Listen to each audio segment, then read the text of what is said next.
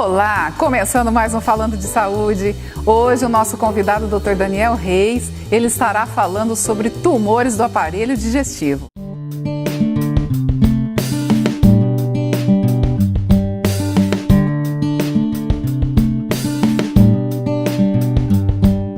Olá, Dr. Daniel Reis, seja bem-vindo ao Falando de Saúde, tudo bem? Tudo ótimo, Cláudia, com vocês. Um prazer estar aqui de novo, podendo bater um papo e tentar ajudar aí a esclarecer esse assunto que é um tabu para a nossa sociedade. Doutor, quando se fala a questão tumores, as pessoas ficam com medo, né? E até mesmo com receio de procurar o médico no consultório. Isso ocorre, doutor? Com muita frequência. Assim, quando a gente bate ou conversa com o paciente, ou bate um papo com os próprios amigos, sempre tem aquele estigma da palavra câncer. É uma palavra muito pesada, é uma palavra que antes a gente foi fazendo esses diagnósticos com muita dificuldade, geralmente já os tumores em um estágio mais avançado, as doenças mais, como vou dizer, disseminadas para outros órgãos e tal. E os tumores malignos, né, os cânceres propriamente ditos, antigamente eles já eram descobertos numa fase mais tardia, por ignorância das pessoas, por falta de informação. Então isso fazia com que a gente tivesse já no estágio avançado uma mortalidade muito alta. E isso, graças a Deus, mudou muito recentemente. Doutor Daniel, e qual é o sintoma ou um alarme, de repente, aí que o paciente sente, ele diz, nossa, tem coisa errada comigo, eu devo procurar o médico? Quando isso ocorre? Essa é uma pergunta maravilhosa. Assim, o doente, ele geralmente espera que o tumor, né, ele venha se manifestar já no estágio mais avançado. Então, o que o paciente, na verdade, ele espera é dor, é sangramento, é um desconforto abdominal já incapacitante, ou muitas vezes até obstrução do próprio trânsito intestinal. Então, alguns sinais pequenos de alteração do hábito intestinal, por exemplo, o que é alteração do hábito intestinal? É o doente que antes evacuava todo dia, ou que antes evacuava a cada 3 vezes por dia, 3 vezes assim a cada 3 dias. Então esse doente tem uma alteração desse hábito. Então vamos lá, eu era constipado, tenho diarreia, ou eu estava muito ressecado, agora eu estou muito solto. Então antes eu evacuava a cada 3 dias, hoje eu evacuo uma vez por semana. Então assim, a alteração do hábito intestinal que dura mais de 60 dias já é uma coisa que a gente fica preocupado. O doente fica esperando muitas vezes o sangramento, mas às vezes o sangramento não se manifesta, vai ser uma anemia crônica. Então assim, já começa a ter uma fraqueza, uma astenia. Uma outra coisa muito comum também é a perda de peso.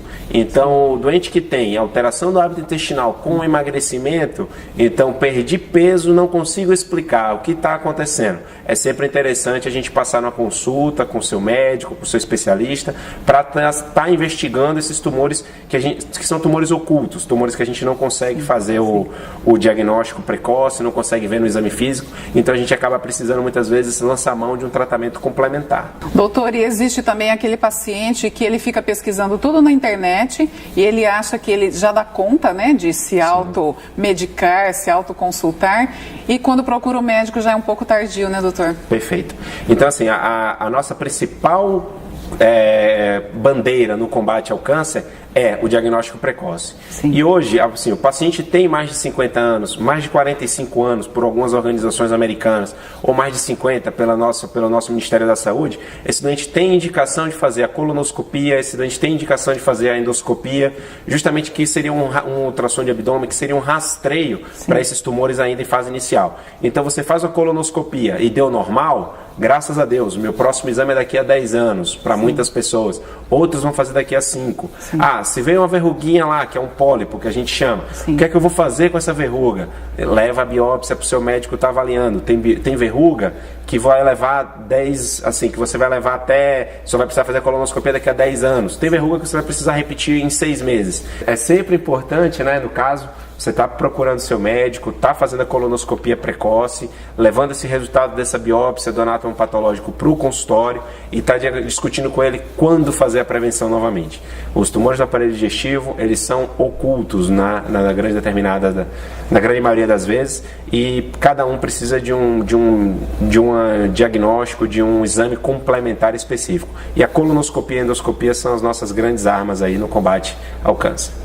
Doutor, os nossos seguidores nos enviaram 2 perguntas. Eles perguntaram sobre o odor das fezes, se isso muda quando tem alguma doença e, de repente, o formato das fezes. De repente fica aquelas fezes mais feias, digamos assim, né? Se isso é porque o paciente tem alguma patologia aí preocupante. Perfeito. As fezes, elas já são feias por natureza. Então, assim, ninguém olha para um cocô e fala, nossa, que cocô bonito. Sim. Mas, assim, brincadeiras à parte, a gente tem um afilamento das fezes. Sim. Se você tiver um estreitamento do reto. Então, assim, entendi. Os tumores mais baixos, que estão ali a 10, 15 centímetros do ânus, né, do orifício externo, você vai ter um afilamento das fezes. Você faz aquilo que a gente chama de fezes em fita. Você vai evacuar e aí acaba aparecendo também como se as fezes fossem amassadas no canal no momento de saída. E com relação ao odor, aí já seriam as doenças mais avançadas. O tumor, quando tem sangramento, ou a própria hemorragia digestiva alta, por úlceras, por varizes, por outras coisas, eles realmente alteram e tem um odor bem característico, né, do sangramento. Esse sangue digerido, ele acaba trazendo para a gente realmente uma característica bem peculiar. Doutor, a medicina, ela tem avançado bastante, né? E a tecnologia também, que no caso assessora vocês médicos. Existem tratamentos cirúrgicos aí que dão uma qualidade de vida melhor para o paciente, neste caso? Sem dúvida. Assim, quanto menor o tumor for diagnosticado, melhor para esse doente. Então, assim, as ressecções endoscópicas, elas podem ser aplicadas tanto para tumor de esôfago, tumor de estômago e os tumores de cólon e reto. Então, fase inicial, a gente trata de maneira adequada. Fase, hoje, tem um avanço muito grande na laparoscopia e na técnica dos cirurgiões que fazem esse procedimento por laparoscopia. Então, o mais importante no tratamento, não o mais importante, mas uma coisa muito importante no tratamento do câncer é o que a gente chama de linfadenectomia. Antes, essa linfadenectomia era difícil de ser feita, de ser realizada, por conta da capacidade técnica, do treinamento. O que é isso, doutor, esse nome novo aí? A linfadenectomia? Isso, doutor. A linfadenectomia são os gânglios, né? É o que é a popular íngua. Então, quando a gente consegue palpar algum carocinho na virilha, alguma coisa, chamam de íngua.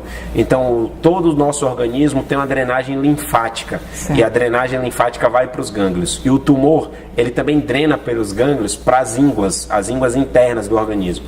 Então, na laparoscopia, a gente tinha dificuldade de fazer essa linfadenectomia, que é a retirada desses gânglios, certo, que podem ter tumor. E hoje a gente já consegue, com avanço, com treinamento nosso, né, dos cirurgiões que são habilitados para fazer esse procedimento. Então, a gente acaba conseguindo também tumores mais avançados, fazer esse tratamento menos invasivo, com um retorno mais precoce às suas atividades. Seriam as ressecções por laparoscopia, tanto dos tumores de estômago quanto dos tumores de cólon, mas cada um aí com a sua indicação específica e a capacidade técnica do seu médico. Doutor, e é importante que todos os teus futuros pacientes e os nossos seguidores, eles saibam que quando encontrado, diagnosticado um tumor no início, ele tem cura, né, doutor? Com certeza. Assim, a gente fala em cura em câncer maligno do aparelho digestivo, quando a gente fica livre de doença para alguns casos em 5 anos, outros casos em 10 anos. Certo. Mas a cura existe, tá? Ela é quanto mais precoce, melhor. Por isso, a gente tem introduzido cada vez mais na rotina, da mesma forma que a gente faz a prevenção do câncer de colo de útero, do câncer de mama, a gente tem feito essa prevenção também do intestino, dos cânceres de intestino grosso, estômago e vias biliares. Mas a cura existe, sem dúvida nenhuma, e só diagnosticar no momento certo. Doutor Daniel Reis, muito obrigada por estar aqui no Falando de Saúde. Mais uma vez aí o doutor esclarecendo, né, a nossa população aí sobre a cura, né, que se diagnosticado um tumor aí no começo, ele tem cura, tá? E ainda aqueles pacientes que têm dúvida, né, doutor, só agendar uma consulta que o doutor estará disposto a recebê-los no consultório, né? Sem dúvida, estamos aqui para ajudar no que puder. Espero ser convidado novamente para o seu programa. Foi um prazer. Obrigada, doutor, e até a próxima. Obrigado. E a vocês que nos acompanharam em mais este Falando de Saúde, tumor, algo que lhe causa susto, medo, mas nós falamos com o doutor Daniel Reis e ele deixou bem claro que há cura se diagnosticado no início. Tem algum sintoma? Agenda uma consulta e procure um profissional. Muito obrigada e até o próximo.